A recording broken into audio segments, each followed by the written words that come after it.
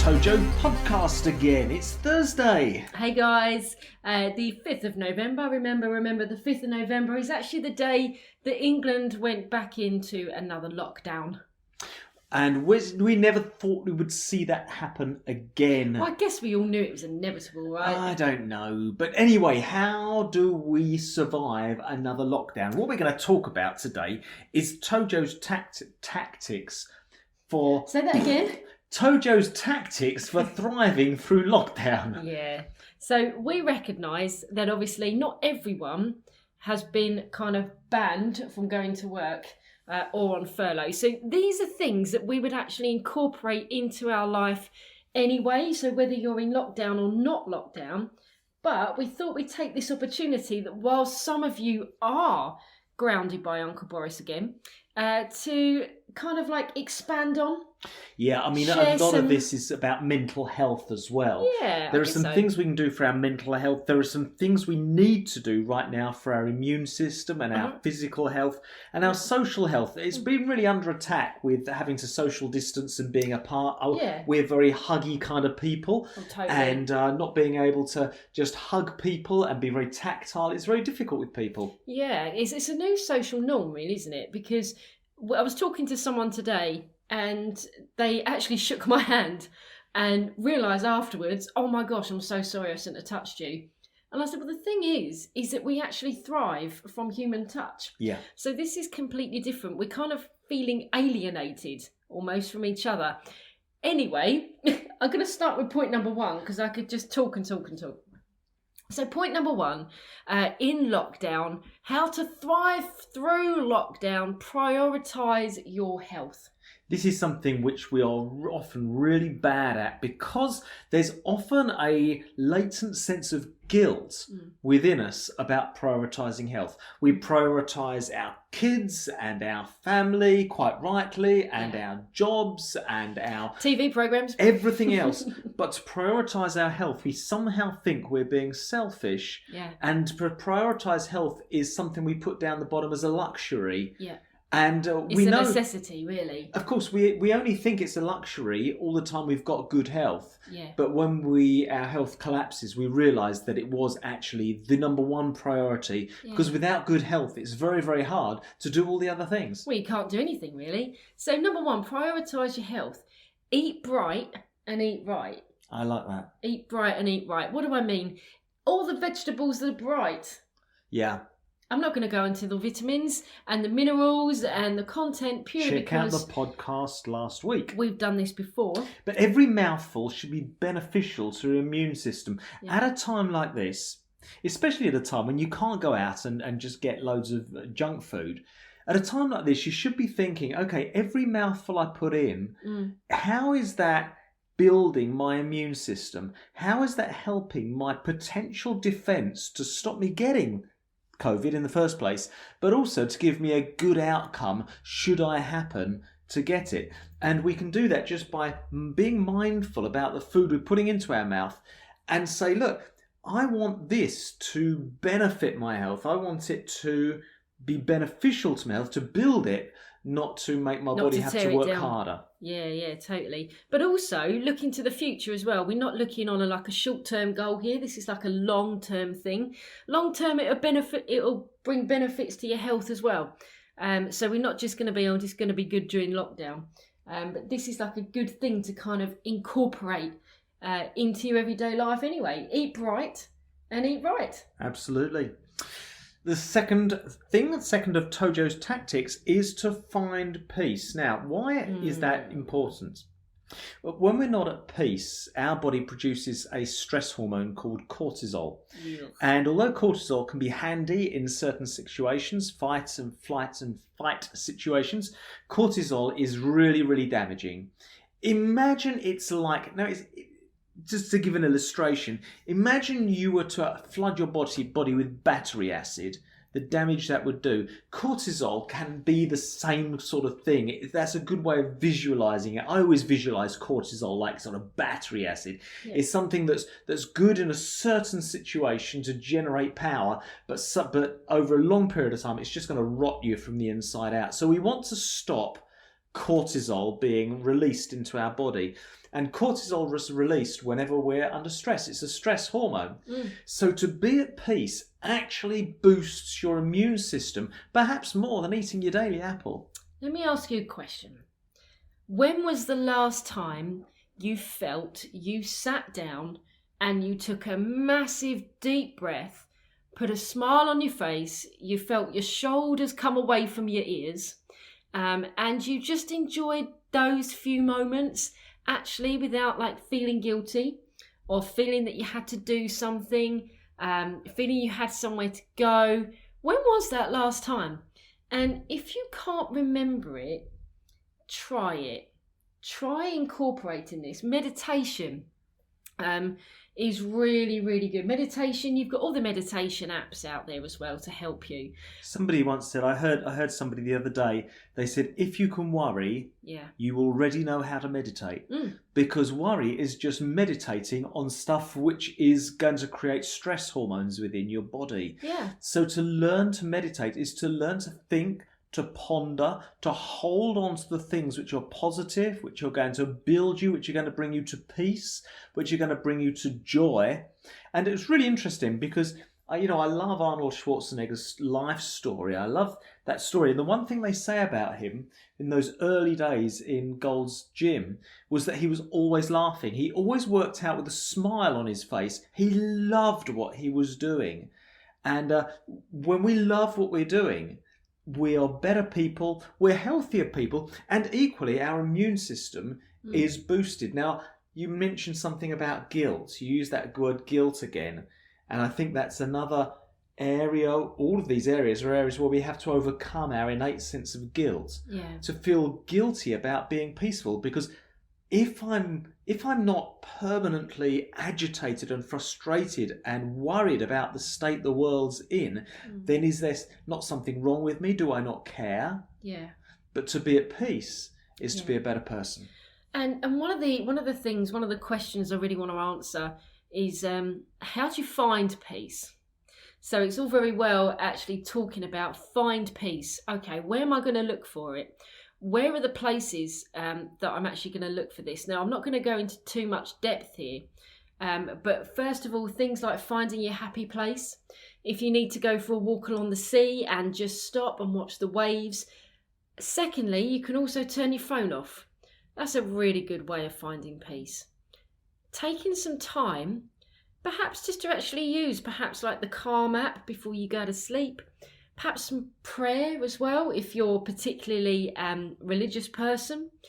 All these places, there's a quote that says, the way out is in. And almost it's finding that centre again. And one of the reasons why we actually lose our head is because we've strayed far too far from our centre and we forgot how to actually find our way home.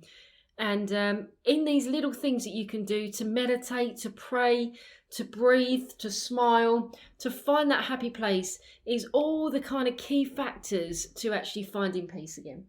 Yeah, I came in the other day and I was pretty stressed about something. And I said to Joe, we had about 20 minutes or so before dinner. I said, I'm just going to go and sit for a while. And I went into the bedroom and I just sat on the floor and just sat and closed my eyes and breathed. And I didn't pray, I didn't say anything, I didn't have great thoughts or anything. I just sat and I followed my breath, followed my breathing, and in that moment found peace. And I came out a better person, a happier person, a more peaceful person, I hope a better husband, because of those moments.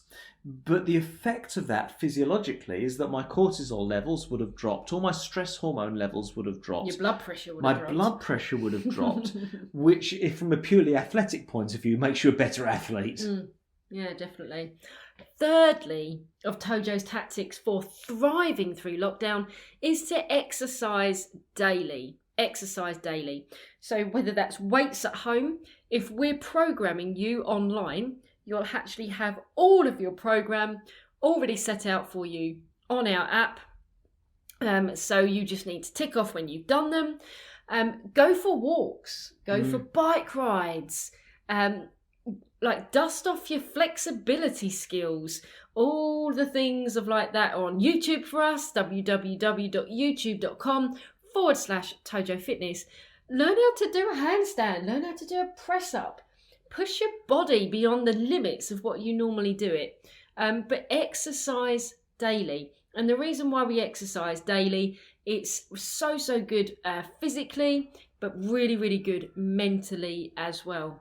You can't separate these two things. As human beings, we're designed not to be sitting indoors in front of computers or just sitting around. We're designed for the hunt. Designed for We're movement. designed for movement, yeah. We're designed to be actually constantly moving. We're not really designed to sit around for very long at all. And if you watch young children, they tend to be on the move. They're always doing things, always exploring, always pushing the boundaries and wanting to go beyond where they were before. I was in the gym just the other day and I was watching the two gym dogs. And they're lovely. Benny and Bill are two gym dogs. Aww. And Bill is bit of an old boy. Yeah. And what is he? He's a beagle. And Benny is a miniature dashhound / terrier, I think. And he's a youngster. He is. And I was watching them, and they were playing together, and they were very tender with each other, and then they would start play fighting a little bit. But what was happening there is they were active, which was incredibly good for them, incredibly healthy for them. It stops them becoming fat and overweight dogs who become arthritic later on. But also the tactility of them. Is that even a word? Tactile, yeah. The way they were fighting and clawing each other, but in a very playful way, was fulfilling the function of bonding. Yeah. And when we exercise daily, it's a tremendously the thing it releases in us all the endorphins, the feel-good chemicals. Yeah. But it's also, if you're doing it with somebody else, exercising with an exercise partner, it releases all sorts of other chemicals which make you feel very fulfilled, very validated as a human being. Yeah. It makes you feel part of the pack, makes you feel part of the clan. And that's a very, very important thing for mental health. And if you dispute that, ask somebody who's been pushed out of the pack. Yeah. Somebody who's been bullied, who's been separated. Yeah. Now's not the time to give up on your exercise. Even if you are still working through lockdown, I imagine you're actually then classed as being essential. Make sure you exercise as well, just to clear out your stress levels, to keep your immune system up nice and high. Perhaps time might be a bit of a hindrance to you, but use your time wisely. Use your time to benefit your body in that respect. Number 4, and this has all been building up to this, is prioritise mental health. Yes, basically do steps 1, 2 and 3 above. Yeah, I mean, one of the things we're really big on is this whole holistic idea of body, soul, mind and spirit, is pulling all of it together. And one of the things we will talk with people who are bodybuilders or weight trainers is when they're doing a set, when they're doing an exercise, to be in the muscle, to be in that moment, because then the set of bicep curls actually becomes like a meditation. You become in that moment. Everything else drops away. And just for that moment, you are there in the now, perfectly in the now, perfectly concentrated on the now. And that's what meditation is. Focused in on this one thing. And it's a sublime moment. It's anybody who has squatted or deadlifted an awful lot of weight, you go to that place where everything becomes calm, and it's an incredible, sublime moment. And it's very, very good for our mental health. Yeah. So mental health, it seems to have increased, or perhaps been more aware, or perhaps put more on the map, especially through lockdown. So I know I've unfortunately had a couple of friends who have actually taken their life during lockdown, actually. And so this is something that is really close to our heart, is the fact that if you're suffering with mental health, if you feel alone, if you feel anxious, especially during the darker nights, obviously seasonal anxiety disorder kicks in, please, please, please don't suffer alone. That's what we, as a human race, our function really is to be there for each other, to prop each other up, to support each other, to put smiles on each other's faces, to encourage. Have you done your exercise today, potentially?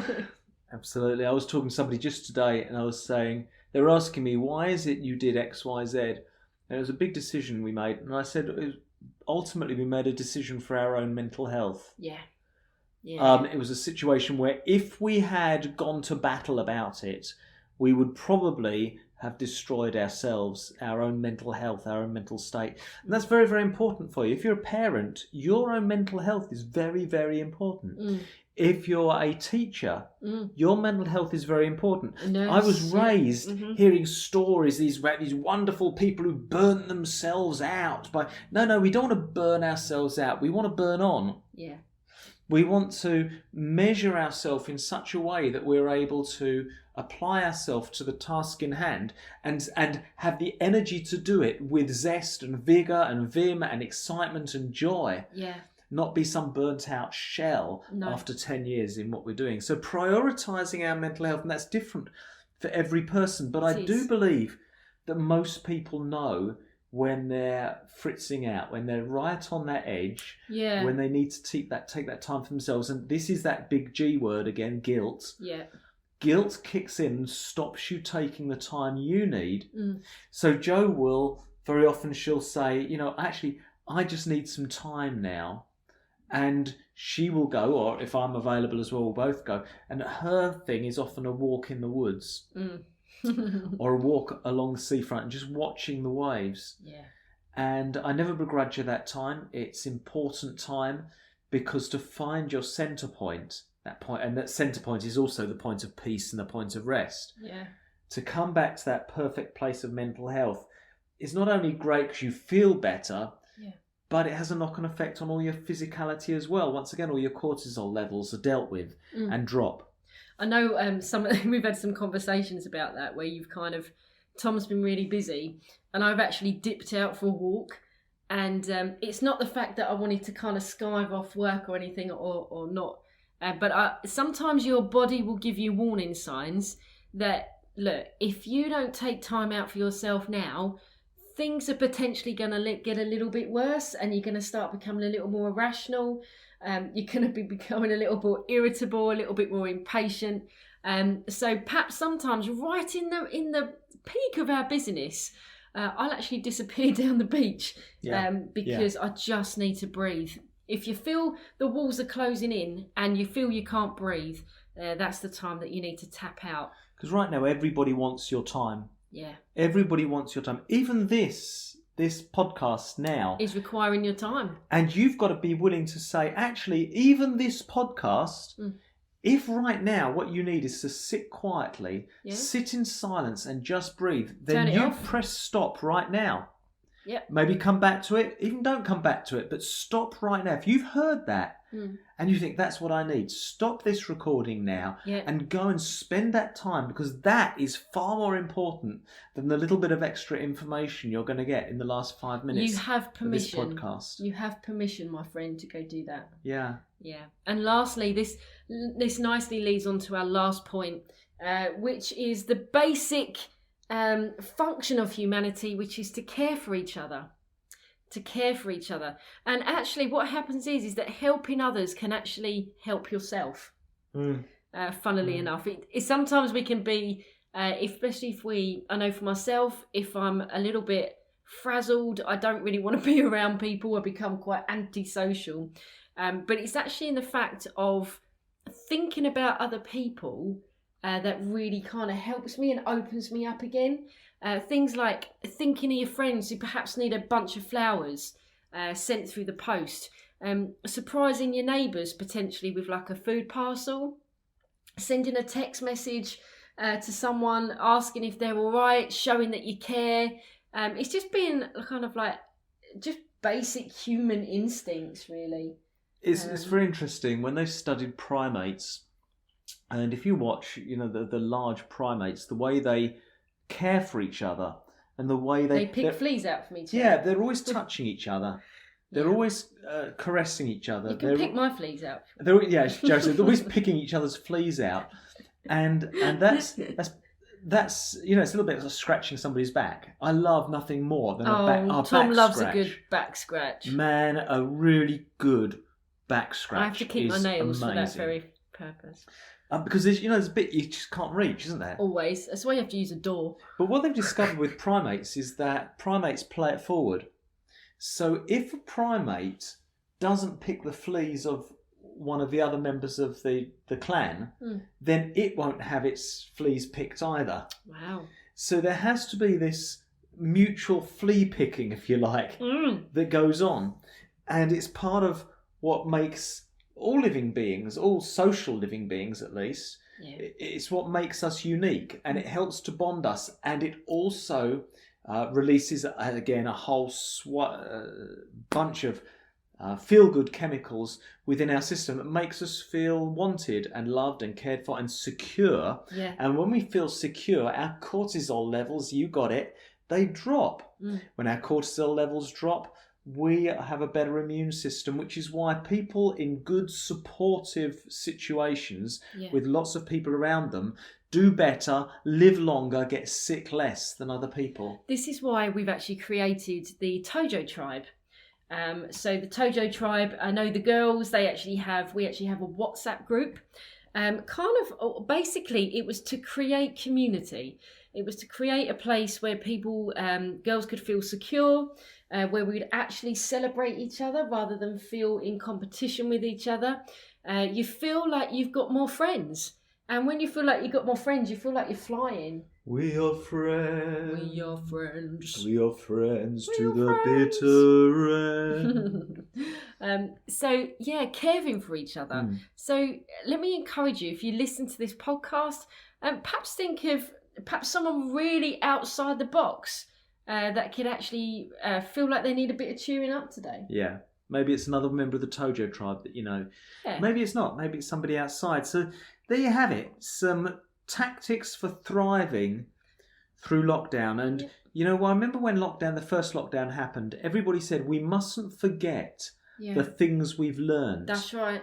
And, you know, it seems we've actually forgotten most of them already.